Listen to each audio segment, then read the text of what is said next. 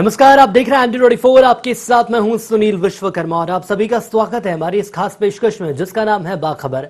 बाखबर में आज हम बात करेंगे लॉकडाउन 4.0 की। जी हां, प्रधानमंत्री नरेंद्र मोदी ने कुछ ही देर पहले देश की जनता से बातचीत की है और उन्होंने ये साफ कर दिया है कि आने वाले वक्त में लॉकडाउन 4.0 हमें जरूर नजर आने वाला है।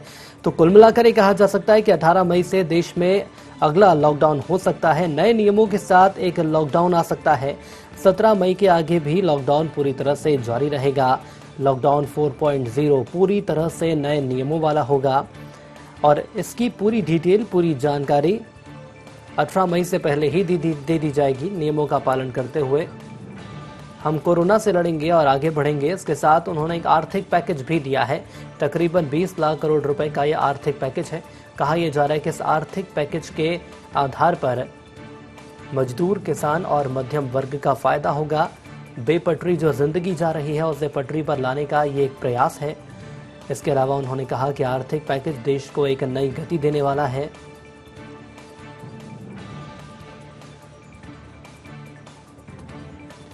तो आपको बता दें कि लॉकडाउन 4.0 आने वाले वक्त में देखने को मिलेगा और इसकी तमाम जानकारियां हमें 18 मई से पहले दे दी जाएंगी। लेकिन बेहद दिलचस्प देखना यह होगा कि कौन से वो नए नियम और नए कायदे हैं जिसके आधार पर लॉकडाउन 4.0 की आगे की रूपरेखा तय होगी। हमारे साथ हमारे ग्रुप एडिटर राघवेंद्र सर जुड़ चुके हैं जो कि इस कार्यक्रम को आगे ले जाएंगे। राघवेंद्र जी, कार्यक्रम आगे ले जाइए और हम समझने की कोशिश करेंगे आपसे और विश्लेषकों से कि आखिर लॉकडाउन 4.0 कैसे रहने वाला है। सुनील जी, बहुत बहुत धन्यवाद। हम दर्शकों को बता दें कि बाखबर में आपको हम उन सब बातों से जोड़ते हैं जो जिनसे आमतौर से लोग बेखबर होते हैं। तो बाखबर में आपका स्वागत है।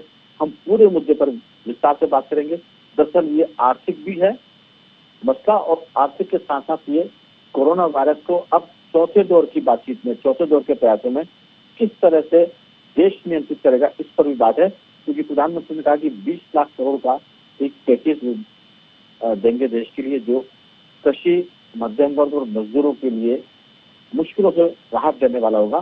तो बहुत महत्वपूर्ण चीजें हैं। इस पर हमारे साथ पत्रकार, वरिष्ठ पत्रकार सुरेश शर्मा जी, जो आर्थिक मामलों के जानकार भी हैं, वो टेलीफोन लाइन पर जुड़ गए हैं। सुरेश जी, आपका बहुत बहुत स्वागत है। धन्यवाद।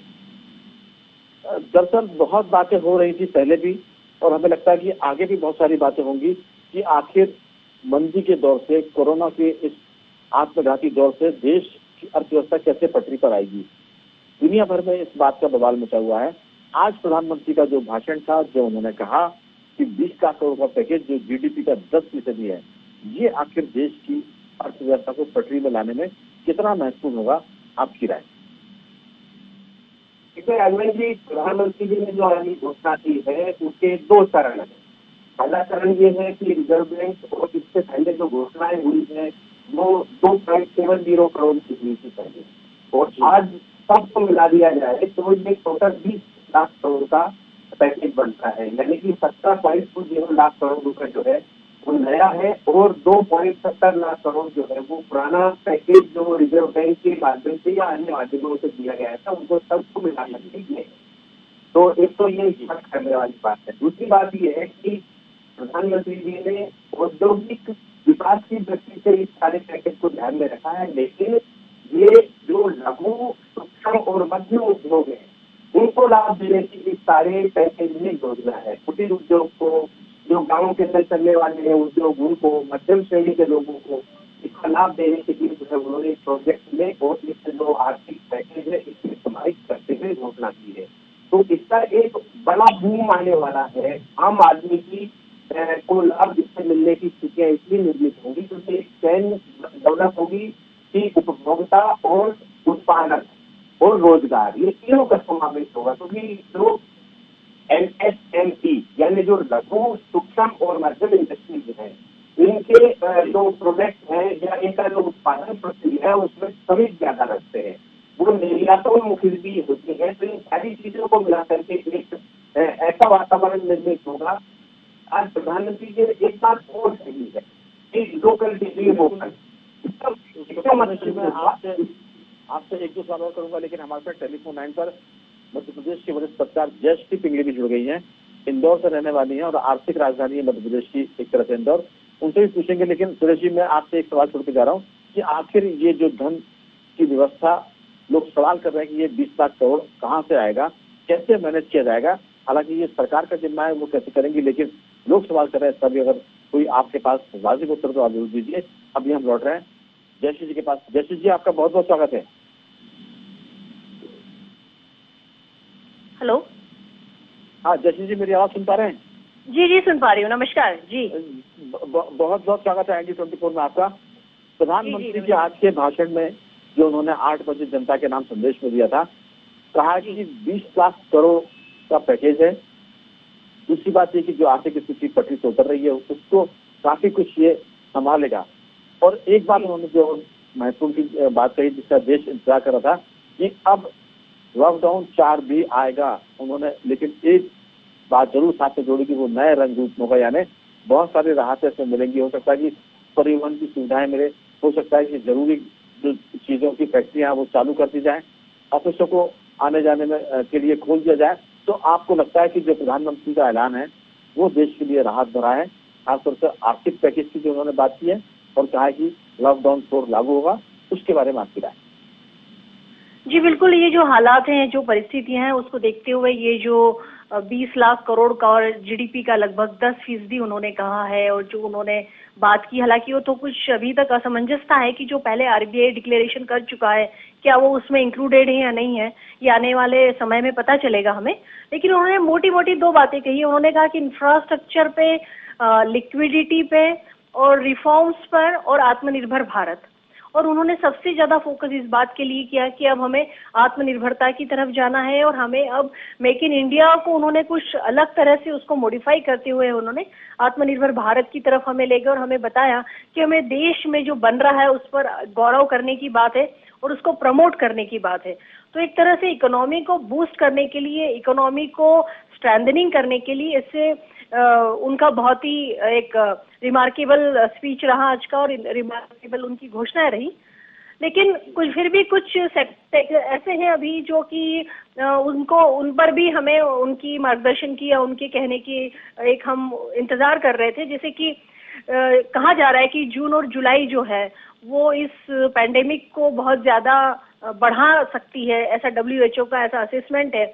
तो उन तमाम चीजों को देखते हुए ये रिफॉर्म्स और ये सब चीजें ये किस तरह से होंगी, और जो सबसे ज्यादा सफर कर रहा है, सबसे ज्यादा परेशान वर्ग है मजदूर, जो आज हमें हर हाईवे पर पैदल चलता हुआ तकलीफ में दिख रहा है, अभी भी हमें उसको लेकर बहुत कुछ स्पष्ट इस इनके एड्रेस में अभी कुछ हमें दिखाई नहीं दिया है, या हमें अभी कुछ समझ में नहीं आया है कि आने वाले समय में इस वर्ग का क्या होगा।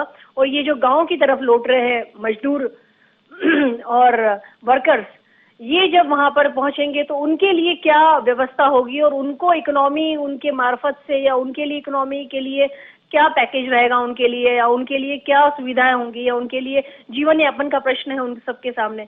तो उस पर कुछ अभी चीजें बहुत कुछ है जो अभी स्पष्ट नहीं है। हो सकता है आने वाले समय में उस पर भी हमें कुछ संज्ञान मिले। जी, आपने बहुत महत्वपूर्ण बात की। आप टेलीफोन पर बने रहिए हमारे साथ। हमारे एक और अन्य वरिष्ठ पत्रकार देवदत्त जी भी जुड़ गए हैं। देवदत्त जी, आपका बहुत बहुत स्वागत है।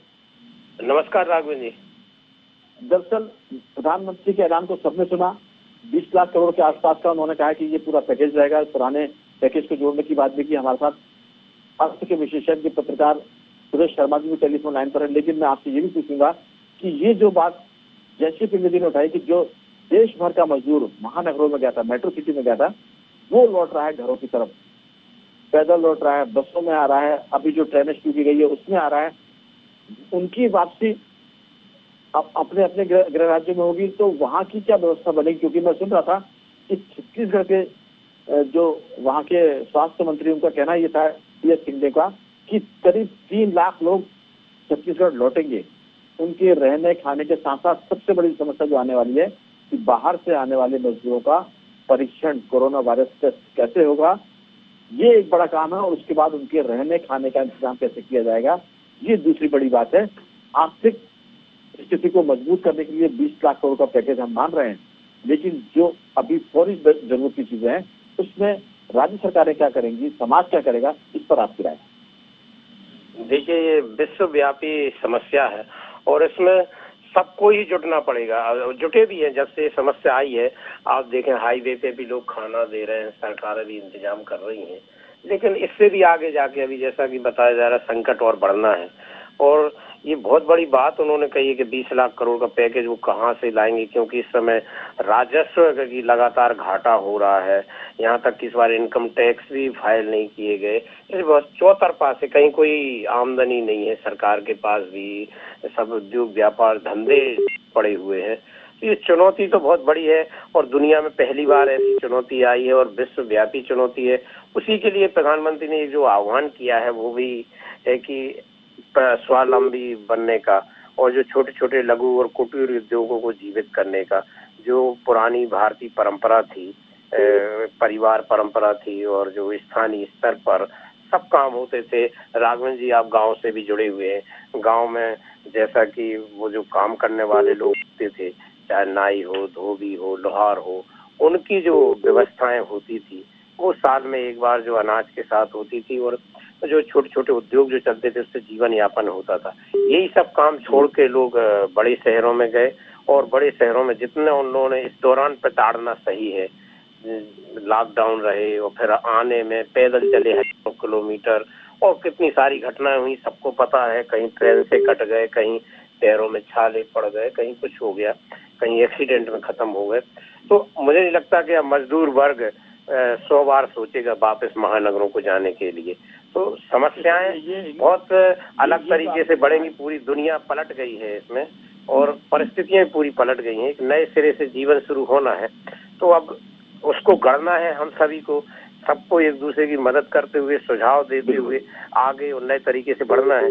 अब इसी के लिए उन्होंने आह्वान किया है। सबको मिलकर लड़ने का मामला। लेकिन मैं सुरेश शर्मा जी से पूछूंगा कि ये जो करेंगे सर, आप हमारे साथ जुड़े, आपका बहुत धन्यवाद। लेकिन यहाँ पर एक छोटे से ब्रेक का यहाँ पर वक्त हो चला है। ब्रेक के बाद भी इस चर्चा को जारी रखेंगे। देखते रहिए IND24।